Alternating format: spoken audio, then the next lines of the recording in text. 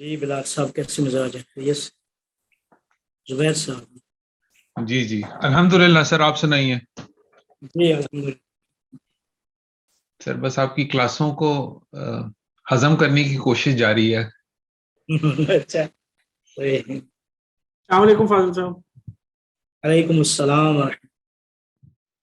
اصل میں یہ علوم اس طرح ہے نا، غیر البتہ ایک دفعہ انسان اول سے آخر تک اگر پڑھ لے نا اور اصطلاحات اور چیزیں ہضم ہو جائیں تو باقی شروحات کو سمجھنا آسان ہو جائے. ٹھیک. لیکن ایک دفعہ آپ کو جو ہے نا وہ ہضم کرنی پڑے گی، اس کے بعد آسانی ہے انشاءاللہ. اور یہ فصوص اور فتوحات میں کون سی پہلے آپ کے خیال میں کرنا زیادہ مطلب فائدہ مند ہے؟ دیکھیں فتوحات بہت بڑی ہے، میرے خیال میں یہ کر لیں یہ بہتر ہے. خصوص چلیں، میرے خیال میں آپ کی جب وہ حکمت صدرہ والے جو سیشنز ہوں گے اس سے بھی کافی ساری چیزیں کھلیں گی. اسے میں نے پڑھنا شروع تو کیا ہے، لیکن اس کی اصطلاحات کی بیک گراؤنڈ جو ہے وہ بڑی وہ ہے ڈیزائریبل ہے کہ اگر آپ اس کو ہمارے سامنے اگر آپ ایک دفعہ گزارتے ہیں. صحیح. السلام علیکم فاضل صاحب. وعلیکم السلام. میں نے پوچھا تھا جو زبیر صاحب نے سوال کیا فصوص اور فتوحات کا، یہ آپ بگنر کے حساب سے بتا رہے ہیں کہ اگر کسی بگنر نے پڑھنا شروع کرنا ہو تو کیا وہ پہلے فصوص پڑھے یا پہلے فتوحات پڑھے؟ میرے خیال میں اگر آپ فصوص پڑھ لیں گے نا، فصوص تو فصوص میں ابن عربی کی جو نظریات ہیں عرفان نظری، وہ آپ کے لیے سب جگہ سب کتابوں سے اس کو پڑھنا سمجھنا آسان ہو. ابن عربی سے پہلے جو ویسے نصاب میں کتابیں پڑھائی جاتی ہیں، ابن عربی کو سمجھنے کے لیے مقدمہ کیسری بہت ضروری ہے. مقدمہ کیسری میں کیسری نے پورے ابن عربی کے سارے عرفان کا ایک خلاصہ بیان کر لیا. تو میرے خیال میں وہ پہلے مقدمہ اگر پڑھا جائے تو مقدمہ پڑھ کے فصوص پڑھیں تو یعنی آپ کو کسی اور کتاب کی ضرورت نہیں پڑے گی. یہ عرفان یعنی باقی آپ مطالعہ کر سکتے ہیں ادھر ادھر سے. میں پوچھنا چاہ رہی تھی کہ اگر ہم ایک اور اگر فوکس کر لیں، ٹاپک تو ہمارا تباہ تباہی ہے، میرا سوال ایک دماغ میں رہا ہے، آج ہم زہر صاحب کے گاؤں سے بھی ہو کے آئے تو ان سے بھی کافی باتیں ہو رہی تھی. اسلامک ریسرچ کا ایک میتھڈولوجی کیا اسپیسیفک الگ ہے یا بوروڈ ہے فرام ارسطوٹل اینڈ پلاٹو؟ یہ میں جاننا چاہ رہی تھی. ایپسٹمولوجی تو نہیں، ریسرچ جب بھی کرتے ہیں کسی بھی ٹاپک کے اوپر جی سٹائلز ہوتے ہیں ریسرچ کے، جس طرح اے پی اے سٹائل ہوتا ہے، ایک امریکن سٹائل ہے، باقی سٹائلز ہیں.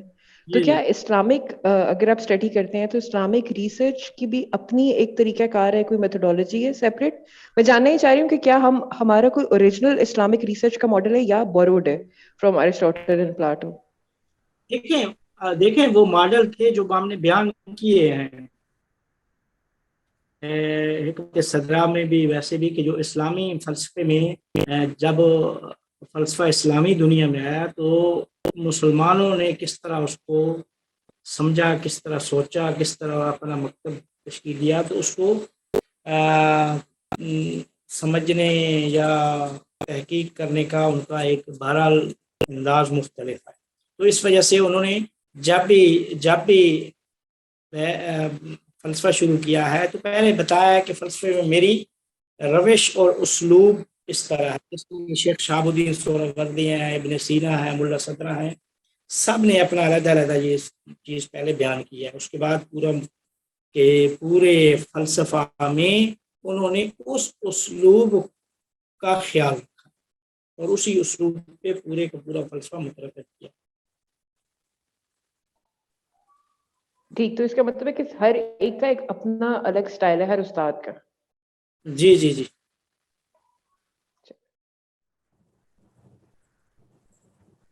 بسم اللہ الرحمن الرحیم وبہ نستعین وہو خیر ناصر و معین.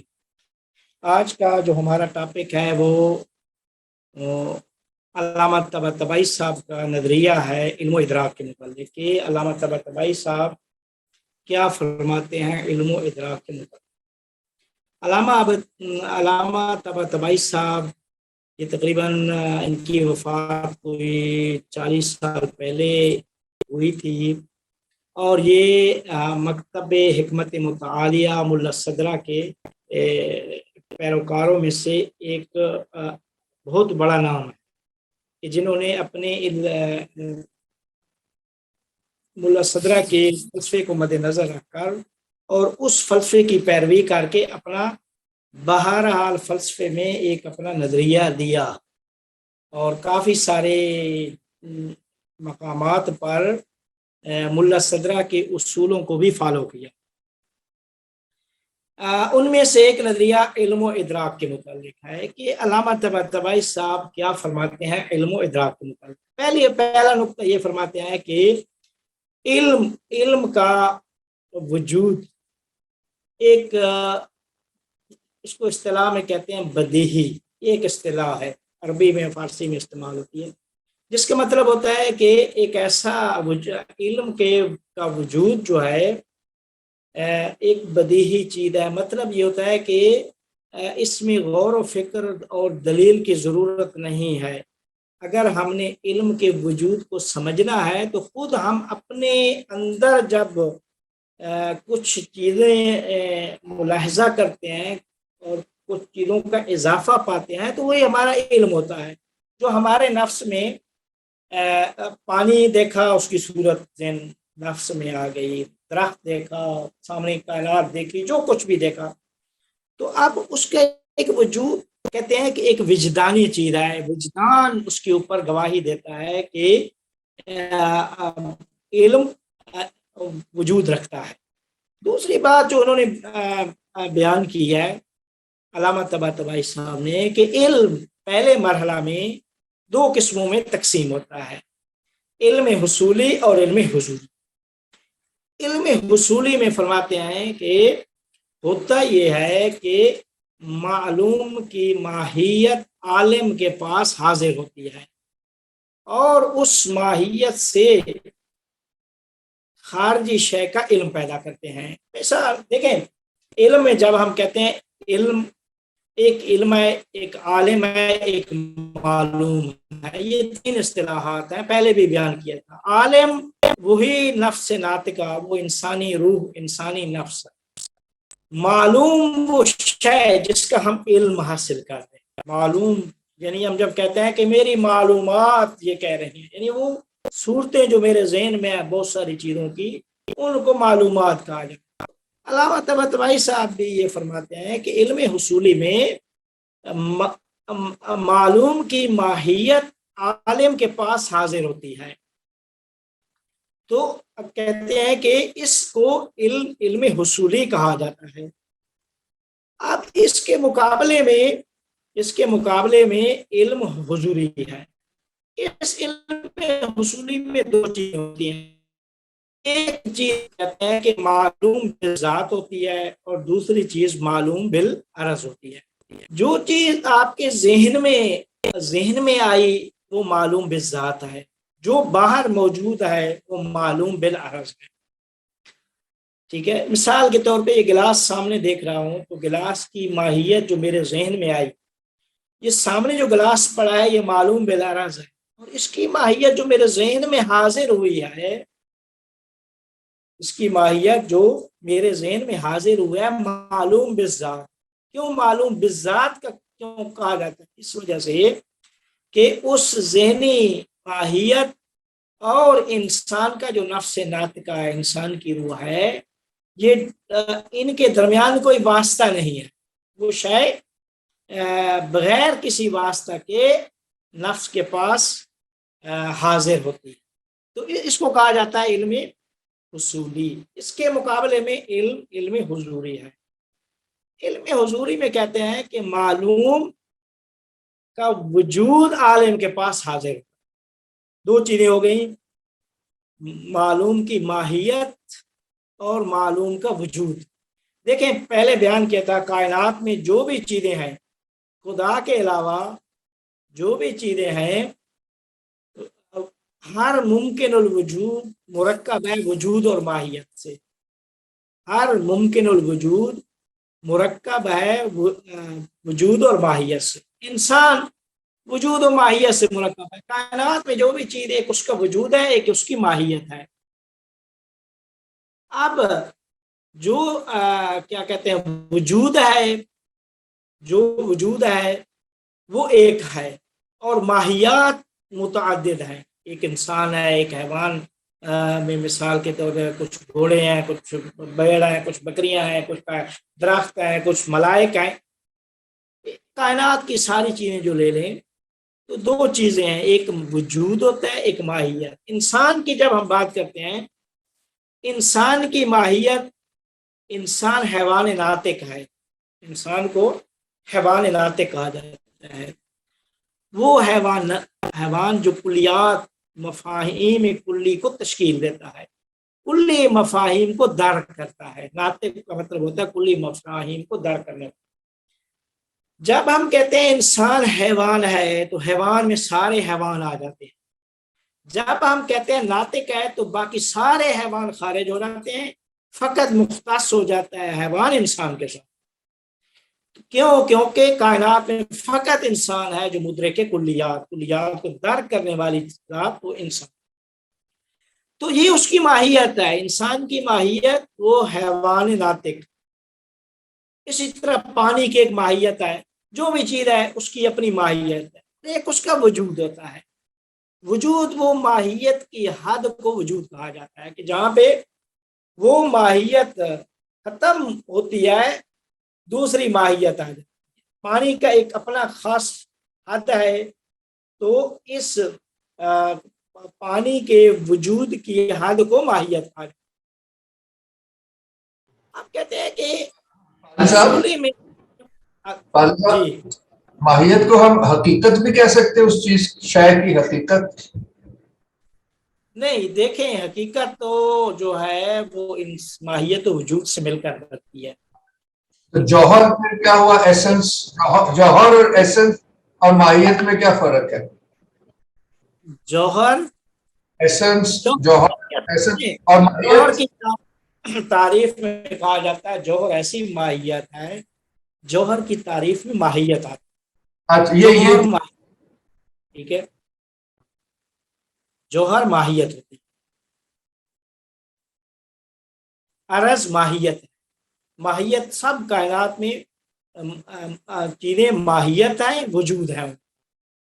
اب بحث یہ تھی کہ وجود اصل ہے یا ماہیت, یعنی وجود حقیقت, وجود حقیقت رکھتا ہے یا ماہیت حقیقت رکھتی ہے. اس کے متعلق علامہ طباطبائی ملا صدرہ کا نظریہ یہ کہ کائنات میں جو کچھ ہے وجود ہے. وجود, وہ جو ماہیت ہے وہ ذہن کا اعتبار ہے. انسانی وہ ذہن جو ہے وہ اعتبار کرتا ہے.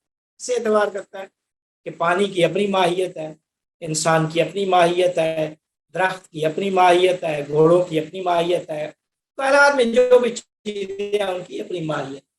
تو جس نے پوری کائنات کا وجود خارجی پر کیا ہوا ہے, خارج کو پر کیا ہوا ہے, وہ وجود ہے. تو کائنات میں سب کچھ وجود ہے. ماہیت وجود کے اتباع میں موجود ہے. ماہیت کا وجود, ماہیت موجود ہے وجود کی وجہ سے. تو اس وجہ سے وہ, چونکہ ابن عربی کا نظریہ وحدت وجود, تو ماہیت وہ چیزوں کو نہیں مانتے باقی کو. ملا صدرہ, ابو علی سینا, ملا صدرہ, علامہ طباطبائی اور ملا صدرہ یہ لوگ فرماتے ہیں کہ ماہیت کائنات میں جو کچھ موجود ہے, جس اثر خارجی چیزیں رکھتی ہیں, وہ وجود کی وجہ سے. یہ جو ماہیت ہے یہ ذہن کا اعتبار ہے, ذہن اعتبار کرتا ہے, وگرنہ خارج میں جس کی حقیقت ہے وہ جس نے پوری کائنات کو پر کیا ہوا ہے وہ وجود. ٹھیک ہے.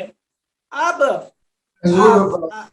قاضی صاحب, ادھر وجود سے مراد خدا ہے؟ نہیں, دیکھیں وجود سے مراد خدا نہیں ہے. یعنی ابن عربی فرماتے ہیں خدا ہے, دیکھیں ابن عربی کا یہ نظریہ ہے کہ وجود ہے، کائنات میں جو کچھ ہے وجود ہے، اور وہ وجود واحد ہے اور وہ خدا ہے.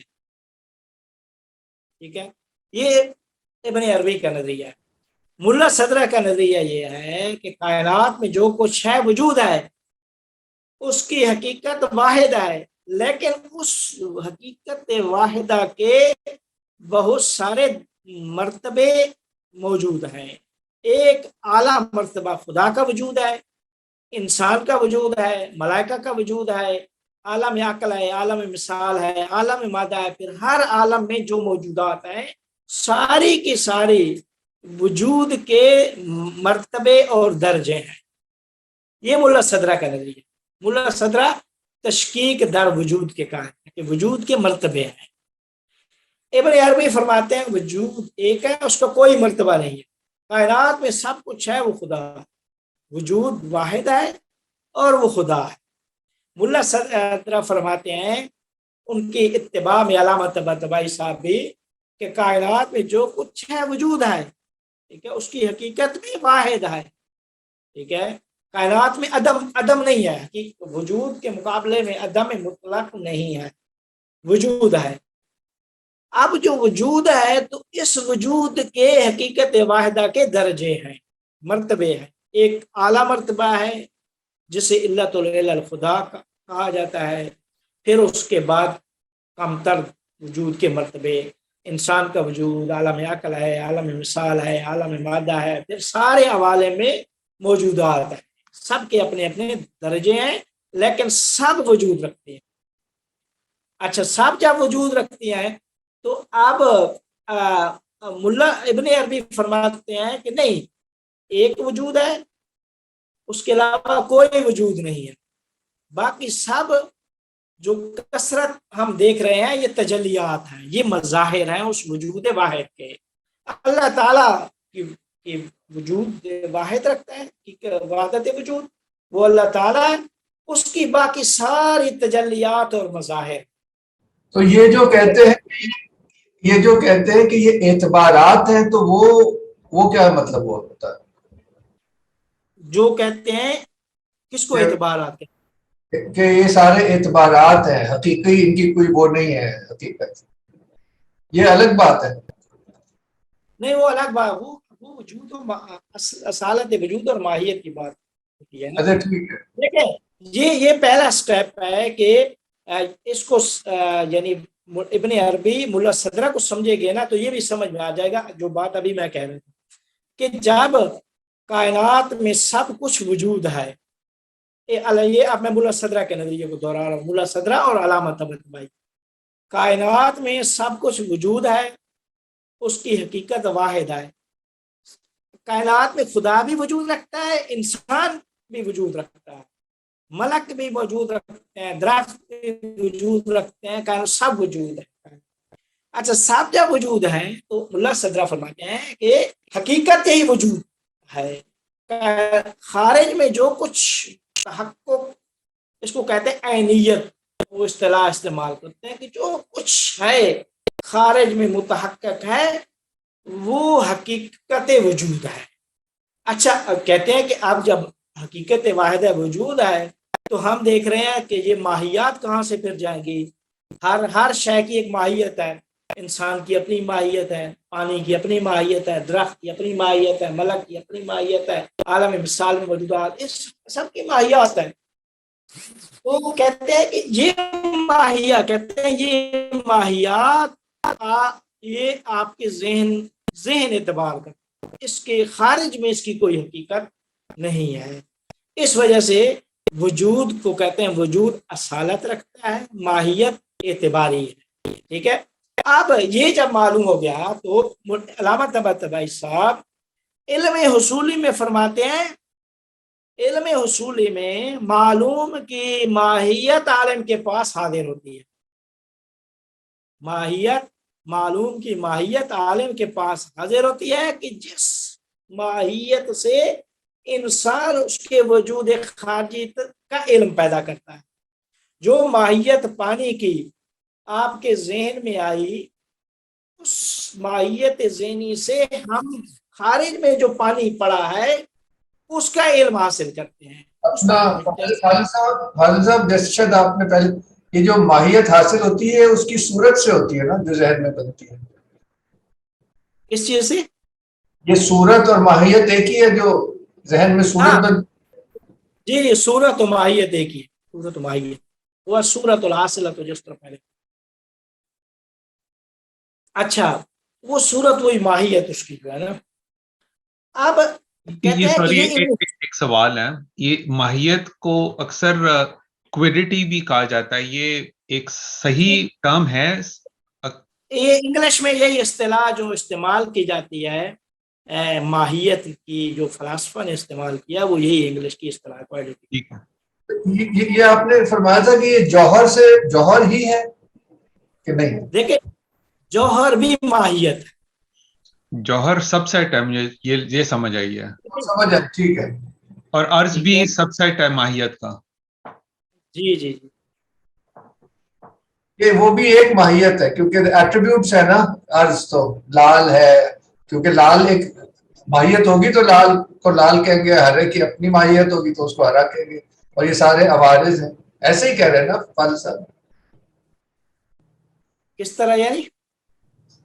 یہی کہ کیسے ہر چیز ماہیت ہے، یعنی کہ عوارض بھی ہے، لال ہے، ہرا ہے، یہ ہے تو عرض ہے، مگر ایک دوسرے سے فرق ہے ماہیت کے اعتبار سے، ایک ہرا ہے ایک لال ہے.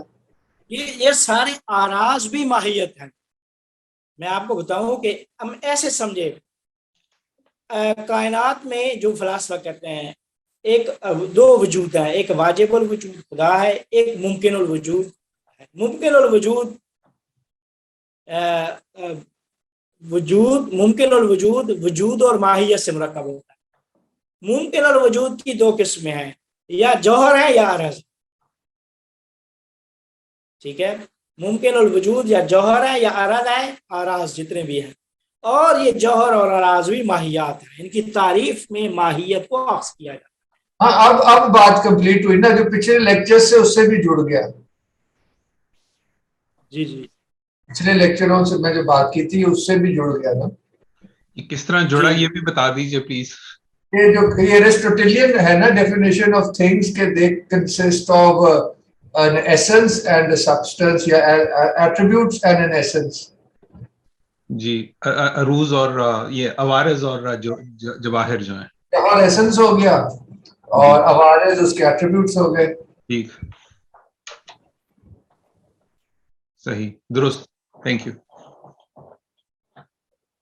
اچھا کہتے ہیں یہ علم حضوری ہے، لیکن علم حضوری میں کیا ہوتا ہے؟ کہتے ہیں علم حضوری میں معلوم صورت اور ماہیت سے حاضر نہیں ہوتا عالم کے، بلکہ معلوم کا وجود یا معلوم وجود سے عالم کے پاس حاضر ہے. معلوم کا وجود عالم کے پاس حاضر ہو.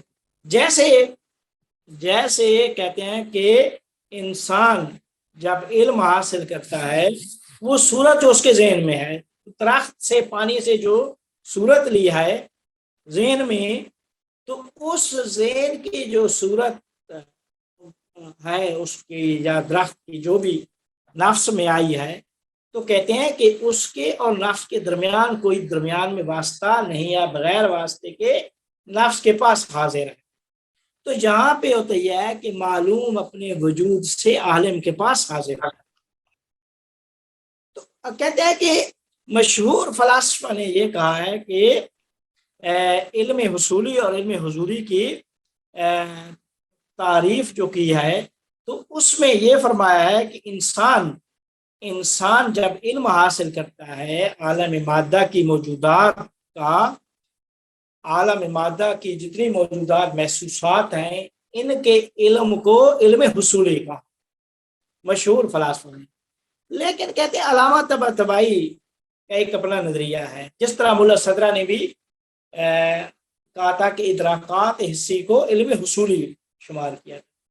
لیکن علامہ طباطبائی صاحب کے نزدیک کیا یہ ادراکات حسی جو صورتیں آپ کے پاس حاضر ہوئی ہیں، ٹھیک ہے، یا کیا کہتے ہیں معلوم علم حضوری میں معلوم کا وجود حاضر ہوتا ہے، علم حصولی میں وہ جو صورت اور ماہیت جو عالم کے پاس آئی ہے.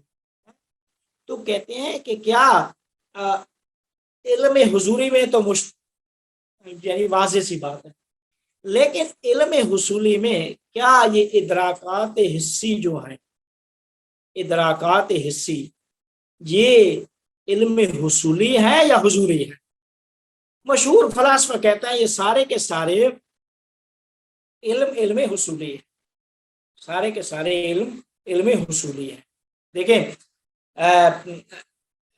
جب ایک چیز عالم کے پاس حاضر ہوئی، کا وجود عالم کے پاس حاضر ہوا، جو صورت خارج سے دی ہے، ذہن میں آئی اور ذہن سے نفس کے پاس حاضر ہوئی ہے، تو کیا یہ ادراک حسی یہ علم حصولی کہلائے گا یا حضوری کہلائے گا؟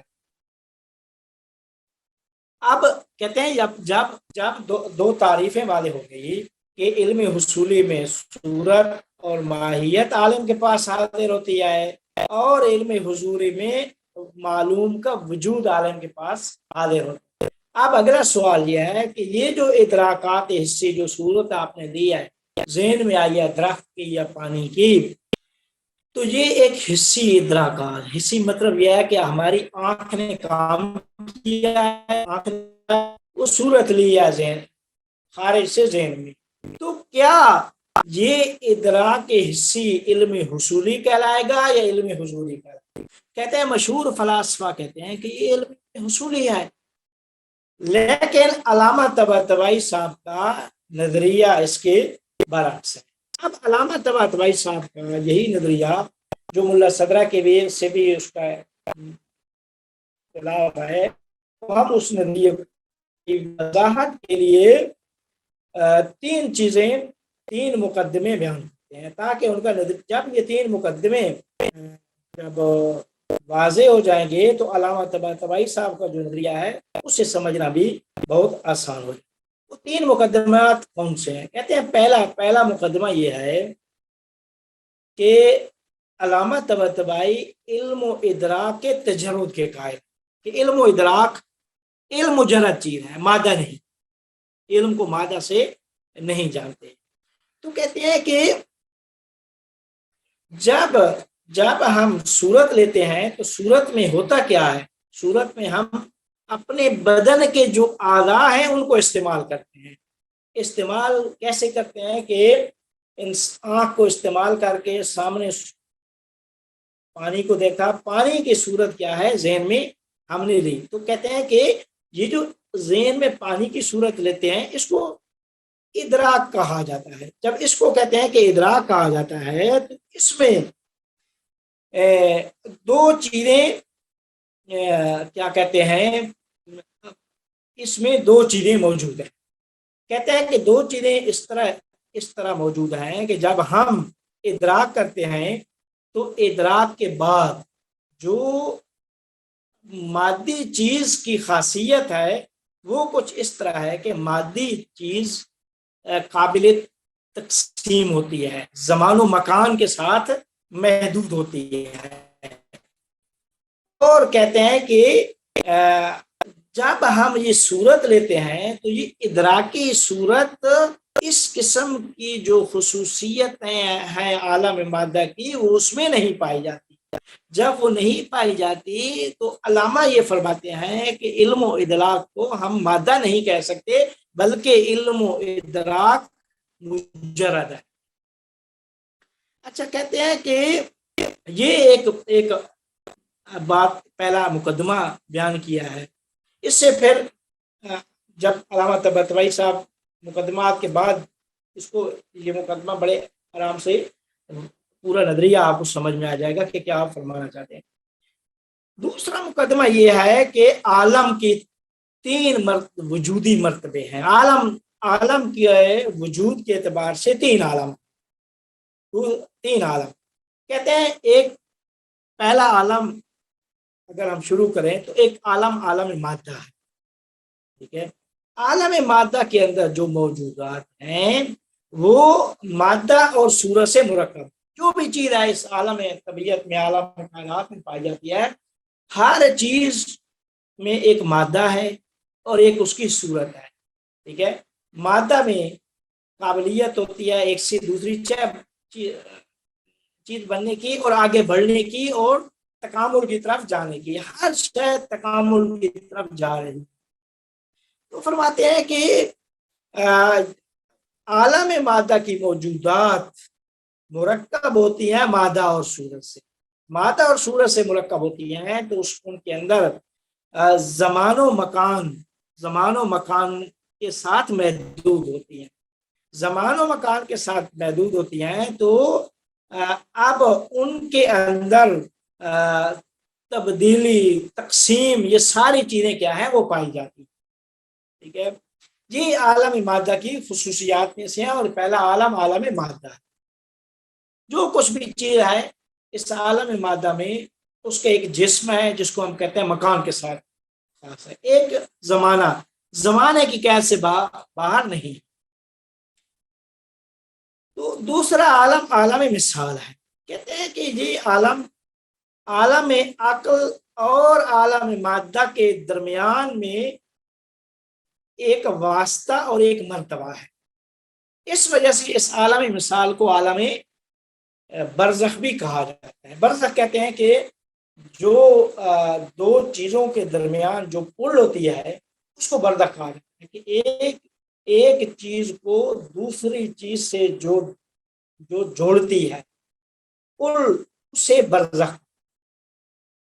تو کہتے ہیں کہ عالم مثال یا عالم برزخ یہ عالم مادہ کو عالم عقل سے یہ عالم جوڑتا ہے. تو اس وجہ سے اسے عالم مثال یا عالم برزخ بھی کہا جاتا ہے. سر ایک سوال ہے یہاں پر. جی، یہ جو آپ نے 3 عالم بتائے ہیں تو جو 10 تھے یہ اس میں یہ کس طرح فٹ ہوتے ہیں؟ جو ایرسٹوٹل جو 10 درجات تھے جو جس میں جو ایرسٹوٹل سے ہمارے ٹریڈیشن میں بھی آئے ہیں، جی جی، تو یہ ان میں سے یہ جو عقل، جو عقل اول، عقل فعال اور یہ جو سارے تھے، یہ اس کے ساتھ یہ ملتے ہیں کہیں پہ؟ جی جی، بالکل بالکل. وہ جو عقل اول ہے وہ عالم عقل میں آتے ہیں. جو عالم تیسرا عالم ہم بتائیں گے اس میں عالم عقل. تو یہ عالم عقل ٹھیک ہے. ابھی ہم دوسرا عالم بتا رہے ہیں تو وہ تیسرا اچھا، عالم. ٹھیک ہے، تو کہتے ہیں کہ عالم مثال وہ ہے کہ جو مادہ سے خالی ہوتا ہے، مجرد ہوتا ہے، مادہ سے خالی ہوتا ہے، لیکن مادہ کے بعض آثار اور خصوصیات جیسے طرح کمیت، کم مقدار، کیفیت اس کے اندر وہ موجود ہوتی ہے. یعنی مادہ سے خالی ہے لیکن مادہ کے آثار پائے. تو اس وجہ سے ایک جہت سے مادہ کے ساتھ اس کی مماثلت، اور ایک جہت سے نہیں ہے.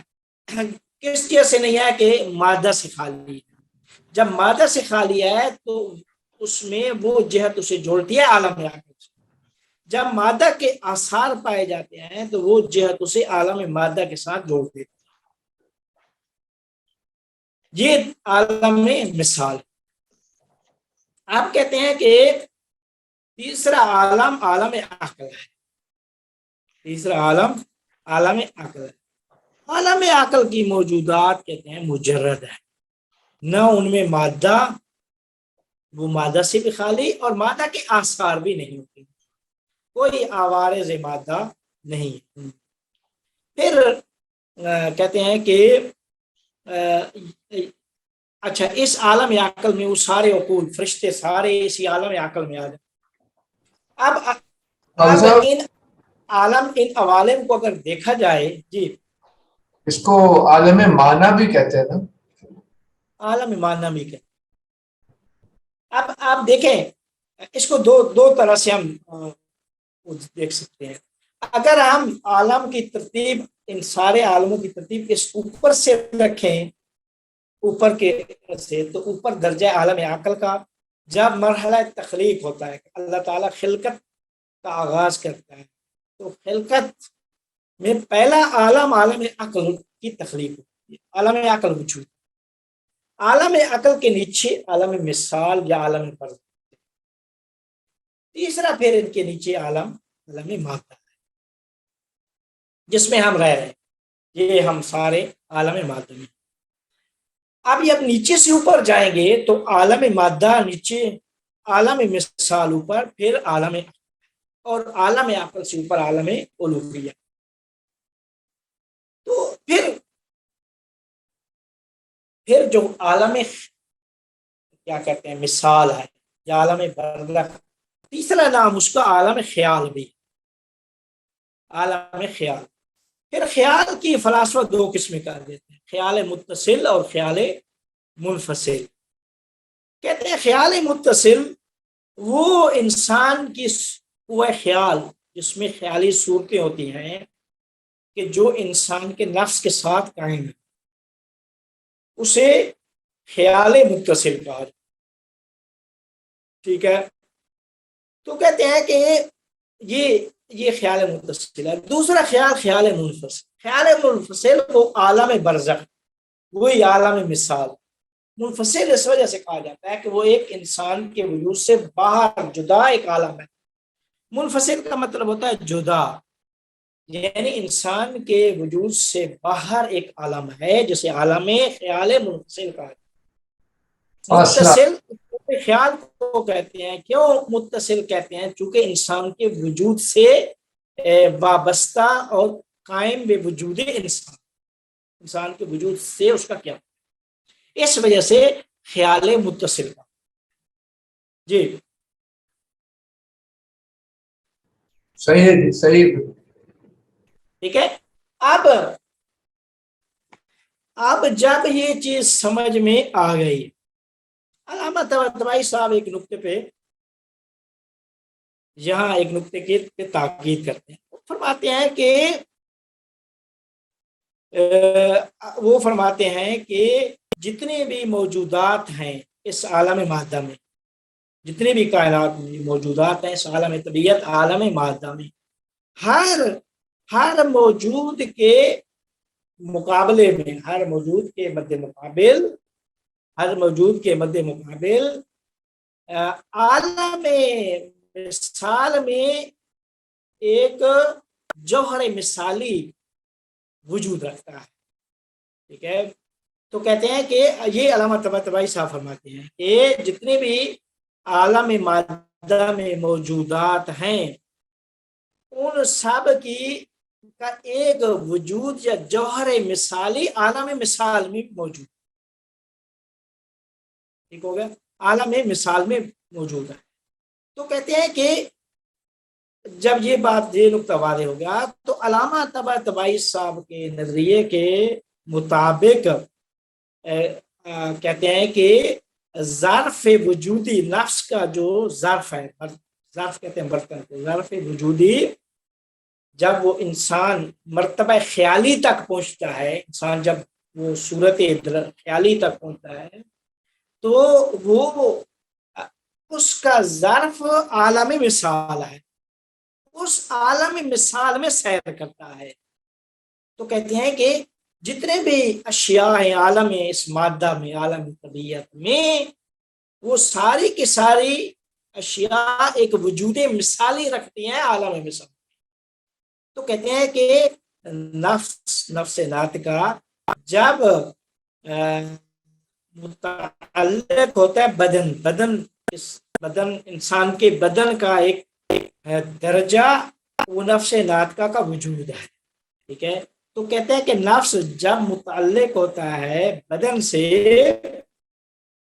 تو اس وقت وہ موجودات اور اشیاء مثالی کا علم پیدا، ٹھیک ہے، انسان کے جب تخلیق کا آغاز ہوتا ہے، انسان اب پہلے جسمانیت الحدوث ہے، جسم ہے انسان کا، نطفے سے مضغہ علقہ، جس طرح اللہ تعالیٰ نے قرآن میں بیان، وہ ایک جسم کی سیر ہے، وہ جسم ایک مرحلے میں پہنچ کر روح میں تبدیل ہو جائے۔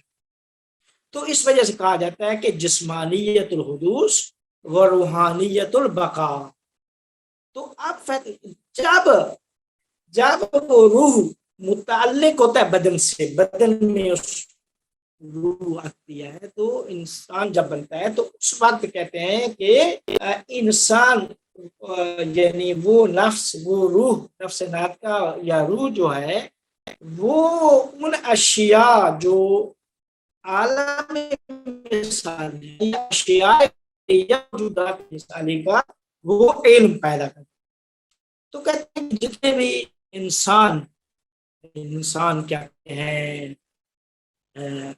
اچھے اچھے خواب دیکھتا ہے جسے رویا صادقہ کہتے ہیں، یا اچھی پیشین گوئیاں کرتا ہے، وہ بھی ایک نمونہ ہے کس چیز کا کہ نفس نے علم پیدا کیا ہے عالم مثال کی موجودات۔ کیونکہ ساری کی ساری اشیاء اس عالم طبیعت میں ایک وجود مثالی رکھتی ہیں، عالم مثال۔ بات واضح ہو گئی؟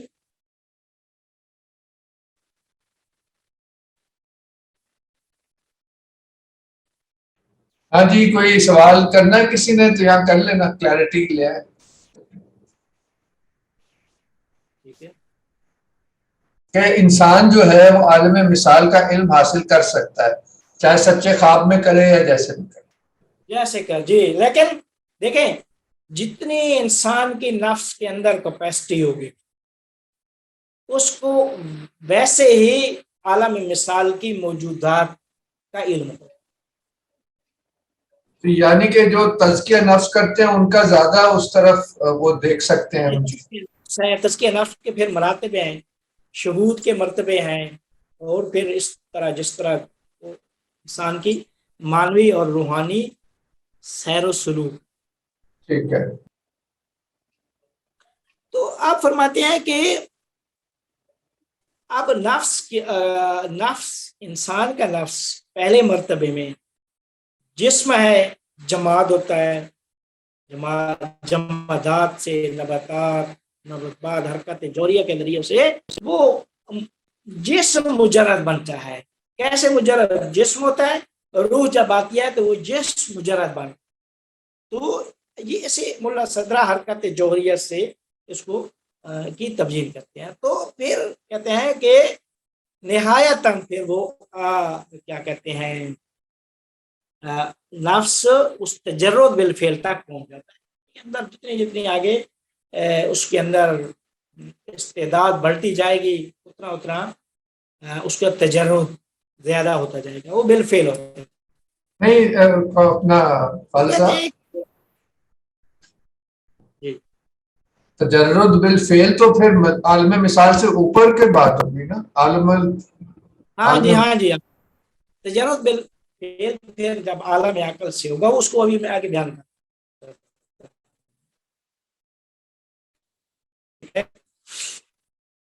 اب تو کہتے ہیں کہ لہذا جب عالم کے 3 مرتبے ہیں، ایک عالم مادہ جس میں ہم رہ رہے ہیں، ایک عالم مثال جسے عالم برزخ، ایک عالم عقل فرشتوں کا عالم، تو کہتے ہیں نفس انسان کے اندر بھی یہی 3 مرتبے ہیں۔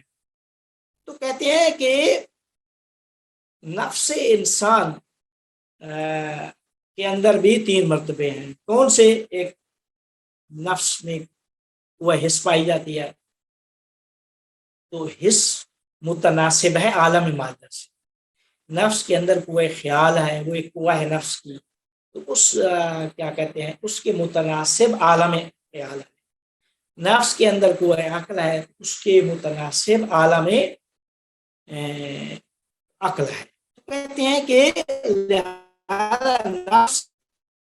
نفس جب متعلق ہوتا ہے بدن سے تو اس وقت تو حواس ظاہریہ کے ذریعے سے ظاہری اشیاء کو درک کرتا ہے۔ پانی دیکھتا ہے، درخت دیکھتا ہے، جب روح آتی ہے آہستہ آہستہ بڑا ہوتا ہے، چیزیں دیکھتا ہے تو محسوسات کو درک کرتا ہے۔ محسوسات کو جب درک کرتا ہے تو کہتے ہیں کہ یہ قوہ حس کے ذریعے، قوہ خیال کے ذریعے کیا کرتا ہے موجود مثالی کا مشاہدہ کرتا ہے، اور اس کے بعد انسان کے نفس کی ایک قوہ عاقلہ ہے، اس قوہ عاقلہ سے अक़लानी इदराकात तक पहुँचता है, आलम अक्ल की मौजूद अक़लानी का मुशाहिदा। तो कहते हैं कि अब जब हमने ये बयान किया, अलामा फरमाते हैं कि जितनी मौजूदात मादी हैं उन हर एक का वजूद हर एक का एक वजूद मिसाली है। तो कहते हैं कि वो सारी मौजूदात मादी कहते हैं कि माहियत के एतबार से वो एक दूसरे का अहन है। तो कहते हैं कि नफ्स भी मर्तबा मिसाल में इदराकात कर सकता है। तो कहते हैं कि वो इदराकात के जो हवा से ज़हरी और मादा के इदराकात पर मुंतबिक, जैसे वो क्या कहते हैं, और जिस तरह मैंने मिसाल दिया है हालत ख्वाब में, जब इंसान की नफ्स की जो तवज्जो आलम मादा से कम होती है, इंसान आलम मिसाल में मुतवज्जिह होता है, तो उसके अंदर इस्तेदाद ज़्यादा पाई जाती है उन चीज़ों को देखने की। जब इंसान सोता है ख्वाब की हालत में बदन तमाम हरकत से यानी उसकी तवज्जो कम हो जाती है, मौजूदात महसूसात से जो काम होती है, उसकी आंखें काम कर रही हैं ना, मिसाल के तो कुछ देख नहीं रहा, आज़ा काम नहीं कर रहे, लेकिन जब हवा से ज़रियत से और आलम मादा से उसकी तवज्जो काम होती है तो आलम मिसाल की तरफ मुतवज्जिह हो जाता है। तो कहते हैं कि जो उसके अंदर इस्तेदाद मौजूद है, तो उस इस्तेदाद और कमाल को मद्देनजर रखकर ज़मान और मकान के मावरा आलम मादा के हवादिसात का मुशाहिदा भी कर सकता है। कहाँ करता है? क्या जाके रोया ख्वाब देखेगा, सच्चे ख्वाबों में जाकर आइंदा की उसे खबर हो जाएगी, माजी की खबर हो जाएगी, हाल की खबर हो जाएगी। तो ये चीज़ भी अलामा फरमाते हैं होती है। अब चौथा नुक्ता यहीं पे आके वो एक स्टेप खत्म हो जाता है, फिर आगे हम अगली बहस शुरू करेंगे, 10 मिनट स्टॉप लेंगे। तो कहते हैं अब क्या है हकीकत इल्म, क्या है? अलामा तबतबाई ठीक हकीकत इल्म कहते हैं कि हकीकत इल्म, अलामा फरमाते हैं इल्म, हकीकत इल्म मालूम का हाजिर होना आलिम के पास। आलिम नफ्स है, नफ्स नातिका, नफ्स नातिका के पास मालूम के हाजिर होने का नाम इल्म है। और सूरत इल्मी, जब पानी की सूरत जब आपके जहन में आई, तो सूरत इल्मी मादा से खाली होती है। जब मादा से खाली होती है तो वो मुजरद है, उस मुजरद का आलिम भी इन सूरतों जो सूरतें ज़हन में हैं वो मादा से खाली है। जब मादा से खाली है तो उसके आलिम को भी मादा से मुजरद होना चाहिए। जब मादा से मुजरद होना चाहिए, यानी वही नफ्स नातिका, कहते हैं क्यों मादा से मुजरद होना चाहिए? उस वजह से क्योंकि मादी मौजूद मादी वो उसको अपना पास उसका हुजूर नहीं होता, अपनी ज़ात के अंदर नहीं, मौजूद मादी का नहीं, बल्कि उसका हुजूर होता है मादा के लिए होता है, ठीक है, लेकिन अपनी ज़ात उसके पास हाजिर नहीं होती। अब कहते हैं कि किसके पास अपनी ज़ात हाजिर नहीं होती, वो किसी सूरत में दूसरी शय को तर्क नहीं कर सकता। लिहाजा कहते हैं कि आलिम व मालूम दोनों को मादा से मुजरद, जब दोनों को मादा से मुजरद होना चाहिए तो बस हम ये कह सकते हैं कि हमारे नज़दीक इल्म की हकीकत मालूम का हाजिर होना आलिम मुजरद के पास, या मुजरद के पास हाजिर होना, ये इल्म कहलाता है। इल्म की हकीकत मुजरद के पास हाजिर। और क्या कहते हैं, वो حقیقت کیا ہے کہ وہ جو صورت آپ کے ذہن میں آئی ہے، وہ جو صورت ذہنی آپ کے انسان کے پاس آئی ہے، معلوم بذات وہ چیز ہے، وہ معلوم بذات کسی صورت مادہ نہیں ہو سکتی، وہ مجرد ہے اور اس کا عالم بھی مجرد ہے، وہ نفس ناطقہ ہے۔ تو ہمارے نزدیک علم کی حقیقت یہ ہو گئی کہ معلوم کا حاضر ہونا عالم کے پاس، یا مجرد کا مجرد کے پاس حاضر ہونا علم کہلاتا۔ یہ ایک سٹیپ علامہ طباطبائی صاحب نے، پھر اس کے بعد مزید اس کی وضاحت ہم آگے اگلے اس میں کرتے ہیں۔ مجرد کا مجرد کے پاس حاضر ہونے سے کیا مراد ہوئی؟ ابھی بتایا نا، مجرد کا مجرد کے پاس کہ دیکھیں جب ہم علم، یہی میں پورا مقدمہ یہی سارے نقطے یہی بیان کیے ہیں اسی بات کی وضاحت کے لیے کہ علم جب حاصل کرتے ہیں تو علم میں کیا ہے کہ جو صورت آپ کے ذہن میں حاصل ہوتی ہے وہ صورت مادہ سے خالی ہوتی ہے، مادہ سے جب خالی ہے تو مجرد ہے، وہی معلوم ہے، اور اسی معلوم کا حاضر ہونا عالم کے پاس علم کہلاتا ہے۔ یا دوسرے لفظوں میں اس کی تعریف کی جائے تو مجرد کا مجرد کے پاس حاضر ہونا علم کہلاتا ہے، کہ وہ صورت ادراکی وہ مجرد ہے اور نفس ناطقہ بھی مجرد ہے، تو مجرد کا مجرد کے پاس حاضر ہونا علم۔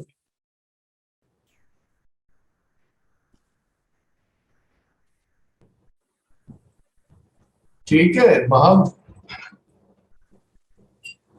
کہ جو نفس ناطقہ ہے وہ مٹیریل نہیں ہے نا، ایبسٹریکٹ چیز ہے۔ میں صرف یہ سوچ رہی تھی کہ علم اور عالم کا جس طرح سے ایک فرق ہے پہلی مثال کے اندر، کہ علم کا عالم کے پاس جو ایکٹر ہے عالم اس کے پاس حاضر ہونا ہم ڈیفائن کر رہے ہیں، تو مجرد کا مجرد کے پاس مجھے لگ رہا ہے دونوں شاید آبجیکٹ سیم ہے، اگر ان میں کوئی ڈفرینس ہے تو وضاحت کر دیجیے۔ ایک تو آبجیکٹ ہے نا جو آؤٹ دیر ہے، وہ آؤٹ دیر ہے وہ تو ذہن میں نہیں آ جاتا نا، اس کی صورت آتی ہے، تو یہ صورت ایبسٹریکٹ کی جاتی ہے، وہ اب میٹر سے پاک ہو گئی ہے تو مجرد ہو گئی ہے۔ اور ایگزیکٹلی، تو مجھے یہ لگ رہا ہے کہ ایبسٹریکشن کو ہم ایبسٹریکشن کے ساتھ ہی سینونائز کر رہے ہیں، ایکویٹ کر رہے ہیں بیسیکلی۔ میننگ نہیں ہے، ایبسٹریکٹ کو کہہ رہے ہیں جو ریالٹی کا ایک درجہ ہے، تو علم جو ہے وہ ایبسٹریکٹڈ نالج جو ہے اٹس اے پیور میننگ ہے نا۔ اسی طرح جو چیز جس کو علم حاصل ہو رہا ہے جو نفس ہے وہ بھی پیور فری آف میٹر ہے، تو وہ بھی ایک ایبسٹریکٹ چیز ہے اس معنی میں۔ ٹھیک، صحیح ہے، تو مطلب ہم اس کو کنسپچولائز کر رہے ہیں دو ایبسٹریکشنز کو ملا کے۔ اور یہ اس کو کلیریفائی کر رہے ہیں نا پوری، یعنی کہ یہ بہت بڑا سبجیکٹ ہے نا کہ انسان علم حاصل کیسے کرتا ہے، یہ اس میں فردر علامہ طباطبائی نے اور نفاستیں پیدا کی ہیں۔ یہ تو ٹھیک، فارغ مطلب نوانس آ گئی اس کی۔ جناب زرین آپ سوال کیجیے۔ سوری سر، تو پھر یہ تو اتنی ایبسٹریکشن جب ہو اور فری فرام آل ایبسٹریکشن تو بہت ہی پرسنلائز چیزیں بھی ہوں گی، تھوڑا سا جیسے اب for a very silly example to myself, it may be very silly, the hard copy and the soft copy, and then the soft copy cannot be changed of course, but the abstraction اگر free from all abstraction تو پھر تو personal بھی ہو گیا، اور جب وہ علم بن جاتا ہے تو اس کو جب ڈاکیومنٹ کرتے ہیں تو اس میں تو بہت سے لوگ اپنی اپنی رائے دے سکتے ہیں، صحیح ہے یہ میرا ایکسپیرینس نہیں ہے اس کا ہے، تو یہ جب بہت ایبسٹریکشن آ جائے اور پرسنلائزڈ ہو جائے تو کیا یہ کئی دفعہ کانفلکٹ نہیں کر سکتا علم جو ہے؟ تو فان صاحب ان کا سوال آپ سمجھے کہ وہ جو معلوم تو آ گیا علم میں، ادراک میں آ گیا، مگر جو نفس ہے اس کے اپنے بھی تو میلانات اور اپنی سوچ ہے، تو وہ اس کو پھر تبدیل بھی کر سکتا ہے، اپنا اس میں رنگ بھی دے سکتا ہے۔ دیکھیں یہ سارا کچھ کار ہی نفس رہا ہے نا، عالم وہی ہے نا، یہ اب ہم کہہ سکتے ہیں کہ جب اس میں وہ کچھ نہ کر رہا ہو، کوئی چیز اس کے پاس آئے اور پھر آپ آگے وہ اپنا رنگ اور اپنی وہ چیزیں رجحانات میلانات کو دیکھے، نہیں، بلکہ یہ جو کچھ بھی یہ ایکٹیویٹی فعالیت ہو رہی ہے یہ نفس ناطقہ کی ہو رہی ہے. یہ سارے مرتبے ہم نے بیان کیے, یہ سارے نفس ناطقہ. مگر شاید فاضل صاحب جو ان کا سوال ہے اس میں یہ بات بھی تھوڑی سی آ جاتی ہے کہ نفس کے اپنے بھی جو درجے ہیں نا, ایک جو درجہ ہے اس میں اس کا اپنا درجات ہیں جی, نفس کے درجات ہیں. نفس کیا دیکھیں, یہ نفس کے درجے بیان کیے ہیں نا. نفس کے اندر قوہ حس ہے تو اس قوہ حس کے متناسب عالم مادہ. نفس کے اندر قوہ خیال ہے, وہ ایک درجہ ہے اس کا نفس کا. قوہ عقل ایک درجہ ہے. یہ سارے اس کے درجات ہیں نفس کے.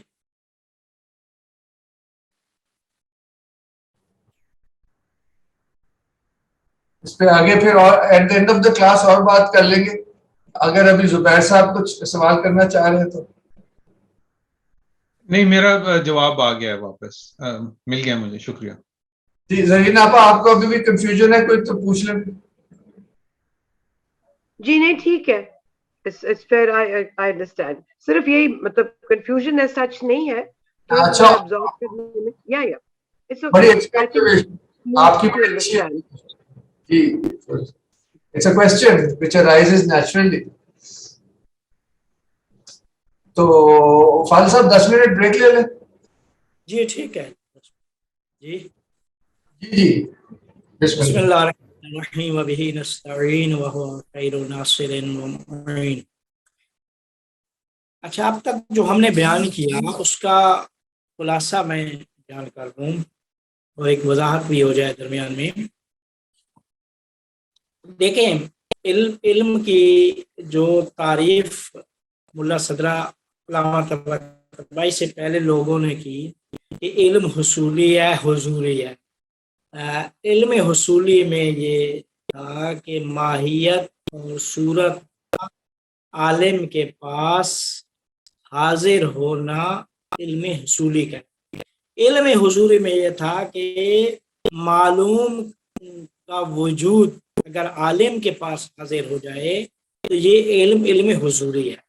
یہ جب تعریف کی تو اب علامہ طباطبائی صاحب کا یہ فرمانا ہے کہ جب انسان کی قوہ حس کام کرتی ہے تو قوہ حس اشیاء جتنے بھی عالم طبیعت میں اشیاء ہیں, ہر شے کا ایک وجود مثالی عالم مثال میں جو قائم بنفس ہی ہے اور عالم مثال میں ایک وجود. تو کہتے ہیں کہ جب پانی کی صورت ذہن میں حاضر ہوتی ہے تو یہ صورت انسان کے نفس ناطقہ کے پاس حاضر نہیں ہوتی, بلکہ اس صورت سے چونکہ قوہ حس کام کر رہی ہے تو قوہ حس میں اس صورت کا وجود مثالی عالم مثال میں موجود ہے. تو انسان کی نفس ناطقہ کے پاس وہ اس صورت ادراکی کا وجود مثالی حاضر ہوتا ہے, وجود مثالی حاضر ہوتا ہے. اس وجہ سے حضور معلوم نزد عالم کے پاس معلوم کا حاضر ہونا علم حضوری کہلاتا. تو اب جتنے بھی علم حصولی ہیں سب کو علامہ طباطبائی صاحب نے پلٹا دیا علم حضوری کی طرف. نظریہ اگر واضح نہیں ہوا تو مزید میں تھوڑی وضاحت اور پیش کر دیتا ہوں کہ فرماتے ہیں کہ اب اللہ تعالیٰ یہ ثابت ہوگا کہ وجود واحد ہے اور وحدت الوجود سے اللہ تعالیٰ نے جب سلسلہ کائنات شروع کیا تو عالم عقل ایجاد ہوا, اس کے بعد عالم مثال, پھر عالم مادہ, اور یہ سلسلہ نیچے تک چلا آیا. تو کہتے ہیں کہ جو بھی اس سلسلے میں جو پہلے وجود ہوتا ہے وہ بعد والے کے لیے علت بنتا ہے اور وہ بعد والا اس کے بعد والے کے لیے. تو اس طرح جو سلسلہ نزولی ہے اس نزولی سلسلے میں وہ جو پہلے والا مقدم وجود ہوتا ہے وہ علت بنتا ہے بعد والے کے لیے. تو علت معلول سے وجود کے لحاظ سے قوی اور مضبوط ہوتی ہے. تو اس وجہ سے عالم عقل علت ہوتا ہے. عالم مثال کے لیے تو عالم عقل کا درجہ وجودی وہ زیادہ ہے, اس میں زیادہ قوی اور مضبوط. عالم عقل علت بنتا ہے عالم مثال کے لیے, پھر عالم مثال علت بنتا ہے عالم مادہ کے لیے. تو عالم مثال کا درجہ وجودی زیادہ مضبوط اور قوی ہے عالم مادہ سے. جب یہ بات سمجھ میں آ گئی تو پھر اگلا نقطہ یہ ہے کہ موجودات مثالی اور مادی, عالم مثال اور مادہ کی موجودات, ان میں کچھ چیزیں مشترک ہیں اور کچھ چیزیں اختلافی ہیں. مشترک یہ ہیں کہ عالم مادہ میں بھی آثار مادہ ہیں, عالم مثال میں بھی مادہ نہیں ہے لیکن آثار مادہ موجود. لیکن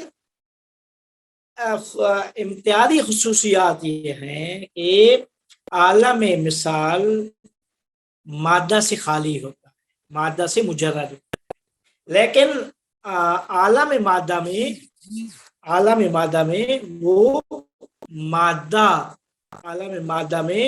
وہ مادہ موجود ہوتا ہے, حیولہ موجود ہوتا ہے, جسے حیولہ اولیہ کا کہا جاتا ہے. تو کہتے ہیں کہ بس پھر کہتے ہیں کہ ہم نے یہ کہا ہے کہ جو بھی موجود مادی ہے اس کا ایک وجود مثالی بھی عالم مثال میں ہے. تو جب اس کا وجود مادی ایک ہر شے جو عالم مادہ میں ہے اس کا وجود ایک وجود عالم مثال میں ایک وجود مثالی بھی ہے. تو کہتے ہیں اس تفاوت اور فرق کے ساتھ کہ وہ جو مثالی وجود ہے اس کا مرتبہ مادی وجود سے شدید قوی اور مضبوط ہوتا ہے. اسی وجہ سے مثالی موجودات مادی موجودات اور مادی اشیاء کے لیے علت بنتی ہیں, اور اس عالم مثال کے حوادثات اور اس میں رونما ہونے والے واقعات بھی وہ علت بنتے ہیں عالم مادہ کے حوادثات کے لیے, چونکہ ساری صورتیں وہاں پہ ہیں, وجود مثالی وہاں پہ ہے, تو وہ سارے کے سارا علت ہوتے ہیں حوادثات جو اس عالم طبیعت میں عالم مادہ میں حوادثات واقعات میں رونما ہونے ہوتا ہے, ان سب کی علت عالم مثال میں اس وجود مثالی میں موجود ہوتی ہے. اب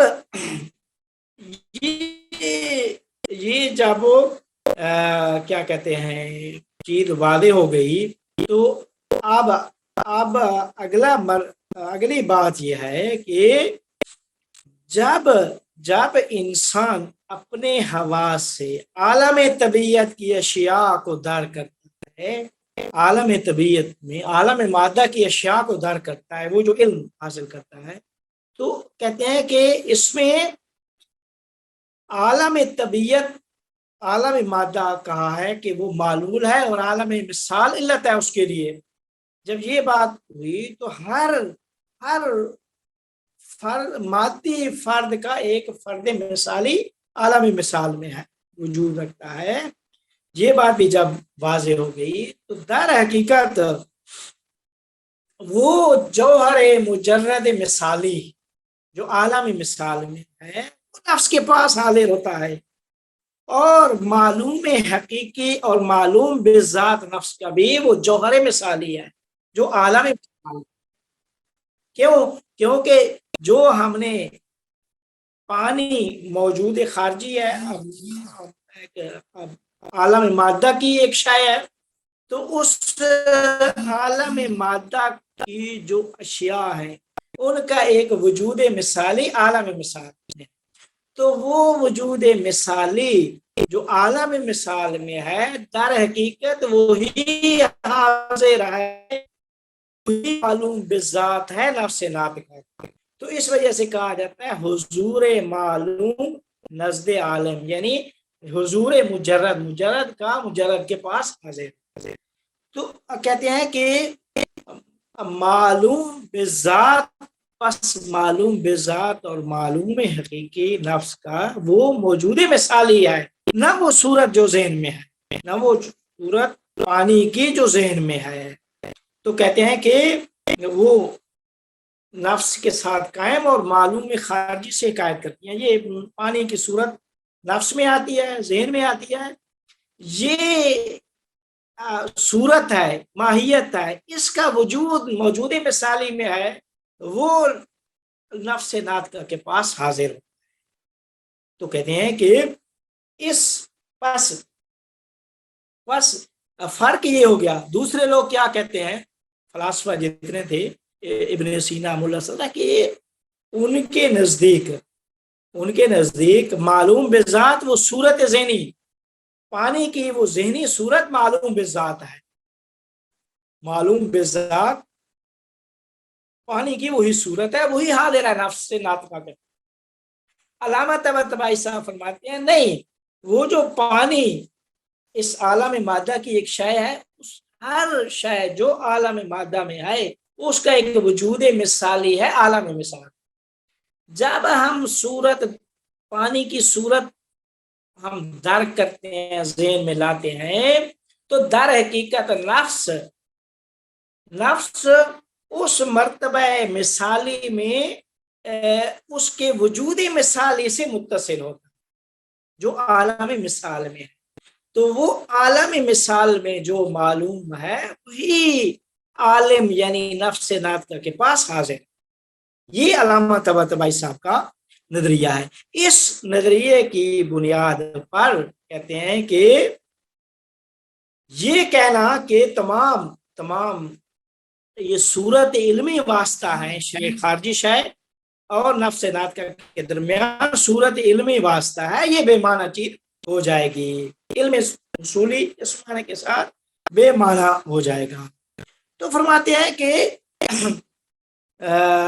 تمام جنہوں نے بھی کہتے ہیں کہ تمام وہ فلاسفہ کہ جو علم نفس کا اشیاء کے بارے میں علم حاصل کرنے کو جو حصولی جانتے ہیں، اگر دقیق عمق میں جایا جائے تو عمق میں سارے علم حصولی پلٹ جاتے ہیں علم حصولی کی طرح۔ علامہ طباطبائی صاحب سارے علوم کو پلٹا دیتے ہیں علم حضوری کی طرح۔ تو کہتے ہیں کہ اب جب ایسی بات ہے تو اب سوال یہ ہوتا ہے، سوال یہ ہے کہ علامہ طباطبائی صاحب کے اس نظریے کی بنیاد پر تمام حسی ادراکات وہ حضوری ہیں اور علم حصولی بے معنی ہو جاتے، یہ سوال ہے۔ تو کیا ہم علم حصولی کی پھر کو کہاں لے کے جائیں گے؟ جب سارے علم حصولی حضوری ہیں تو اس کا مطلب یہ ہے کہ علم کی تقسیم حصولی اور حضوری میں بے معنی ہے۔ بات ہے کہ اس کے جواب علامہ طباطبائی صاحب اس طرح دیتے ہیں کہ علم حصولی اس معنی میں جو فلاسفہ کہتے ہیں وہ بے معنی ہے۔ کس معنی میں؟ کہ پانی کی صورت جو ذہن میں آئی ہے اس صورت کا نفس کے پاس حاضر ہے، اس معنی کے ساتھ علم حصولی بے معنی ہے، علم حصولی بے معنی ہے۔